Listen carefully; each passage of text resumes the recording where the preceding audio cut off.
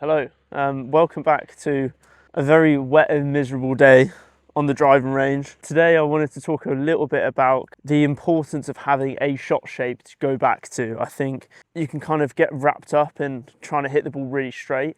For the most part, I hit fades. I like to see the ball start left, and I like to see it work back to the target from the left. That's kind of how I see a lot of the shots that I play. I've kind of also worked with my coach quite a lot, and the pattern that you'll see in my swing is quite a fade bias pattern.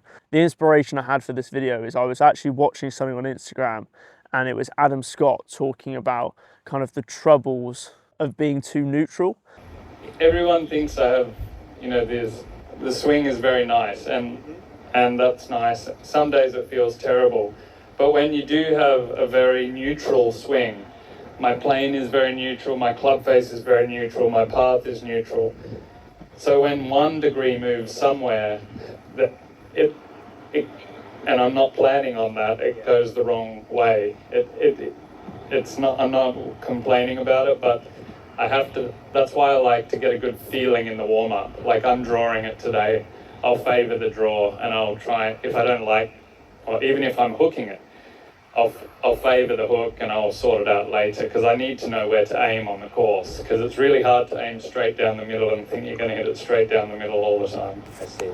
Obviously you want to hitting the ball straight, it's not bad, but if you really want to kind of a really consistent ball flight, I think shaping it is a very, very good thing that you can do. I kind of fell into a little bit of a problem this year where actually I was hitting the ball very straight, and I found that if there was a flag on the left or the right of the green, I wouldn't really know what I'm kind of doing. I'd almost aim at the flag, or maybe if the flag was on the right, I'd aim a little bit left of it, and I'd hit quite a neutral shot. And obviously, you know, we're all human. I'm not going to match up the club face correct every single time. So sometimes it could be a little bit open, could be a little bit closed, and that would mean that my miss was either right or left. Whereas if I was fading it a little bit more kind of aggressively, then it would take my miss from being a two-way miss to just a one-way miss.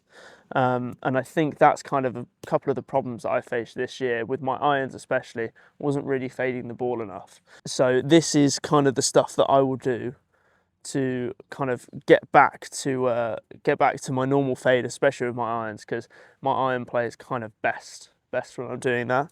To hit a fade, you've got to get the path left. The club face has to be close to the target, but it has to be open relative to the path to get the kind of the side spin. So for me, that gives me a very consistent ball flight and something that's repeatable, and especially under pressure. I know that if I put a certain swing on it, that I'm going to see the ball come out in a certain window, and I can see that it's going to start left and fade back. For me, it's a shot that is not going to get me in too much trouble.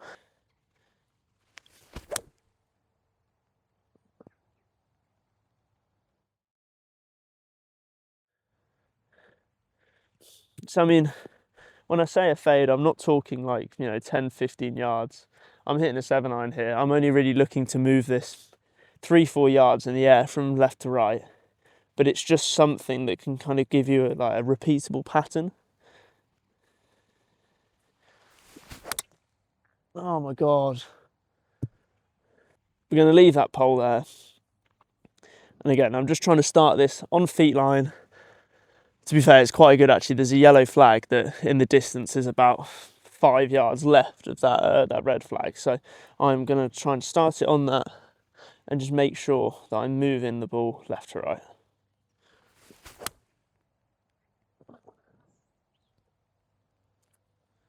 There we go. It's pretty good. I think also, obviously today, it's one of those days I'm kind of matching up my club path and whatnot. So I'm hitting the shots that I want to.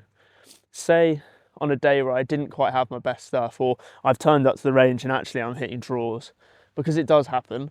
The thing I would do to get out of that is, well, there's two things you can kind of do.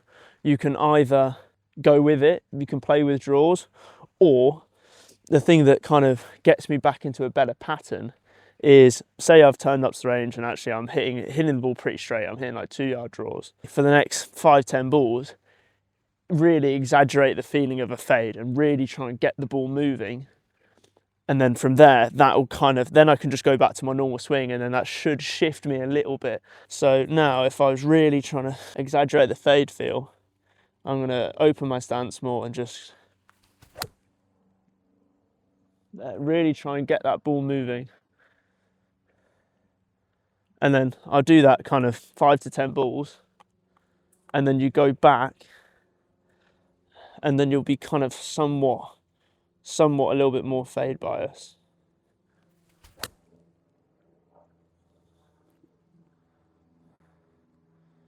There we go. So I would have really hit there's some quite big fades. They're kind of like 10 to 15 yards. And then now I can come back, put a normal swing on it.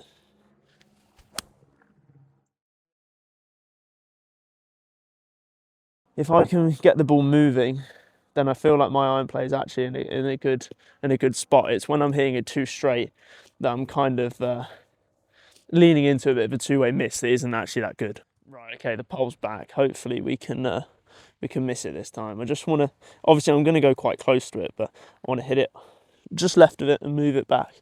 And again, I'm just feeling that club face, just feeling holding it off slightly and just turning my body through.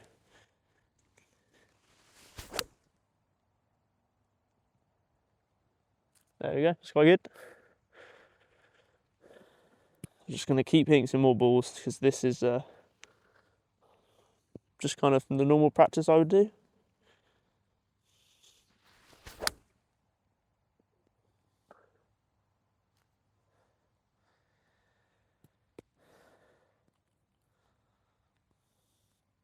So now I'm up to a 4 iron. The objective is the exact same. I think especially when I get to the longer clubs, I quite like to imagine kind of my back is on a wall, and then so from there is a wall all the way down the hole. So I'm hitting a shot, it's going to stay on that wall and fade away from it. So left is basically a no-go. All I'm trying to do is put a swing on it, see it come out, and move it away from that wall. Because again, we can play with a one-way miss. A two-way miss makes things quite difficult.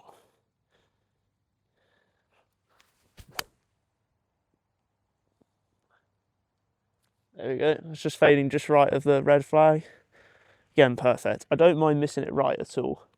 As long as the ball is moving in the air and doing what I kind of think it's doing, we can adjust that a little bit later.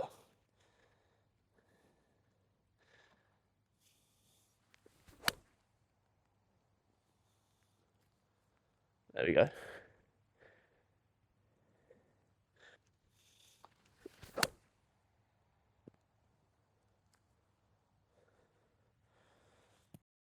Okay, we've got a quick little interlude. I'd just like to say thank you to the guys at Sigmund for sending me their new CT series rangefinder. It has a 6x magnification and a range of up to 1,000 yards. It also has a little LED screen built in as well, which is pretty useful because I'm always lasering the flag and forgetting my number straight away. So that's there as a little reminder.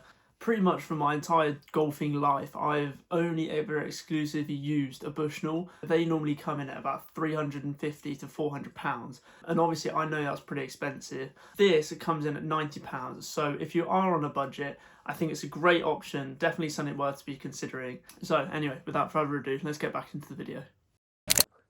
Right, okay, now I moved on to the big dog. This is kind of the club that I think is actually the most important with. You can irons, there are occasions where you're going to want to hit different shots into different flags. Off the tee, I think it is very beneficial to only try and hit the ball one way. There are times where, if there's a right to left hole, I will play it with the hole, but I won't hit driver. I would only exclusively draw my 3-wood. I think for my driver, I've built it to fade, I've set it up to fade, and the consistency that I can get out of it is I hit this club, I know it should be fading. Again, similar to how I've just practiced my irons, with driver it's the exact same thing. So I'm going to make sure that I'm aiming down there, kind of in the distance. Obviously with driver, it's going to be in the air a lot longer, you're probably going to move it a little bit more. But again, with driver, I know I'm swinging it well when I'm missing it right. So I'm looking to kind of hit like a nice flat fade here.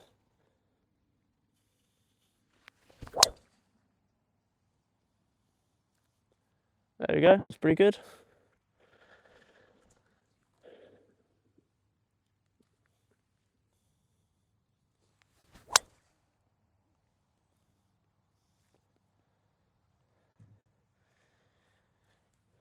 Again, okay, when I don't have a stick, all I'm doing is making sure I'm picking a target in the distance as my start line, and then I'm picking a target of where I want the ball to finish. So it is literally from here, that you can't really see it in the distance, but there's like a little kind of like a telephone box type thing.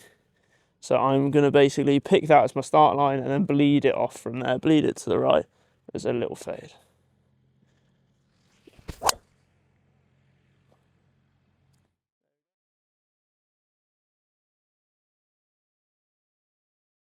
I'm going to hit a couple more, going to go and pick these balls up, and yeah, hope you've enjoyed. Thank you for watching. But I know this is kind of something that I kind of work on a lot, and I think it can help a lot of people, that you kind of do need at least a shot shape to go back to a lot of the time.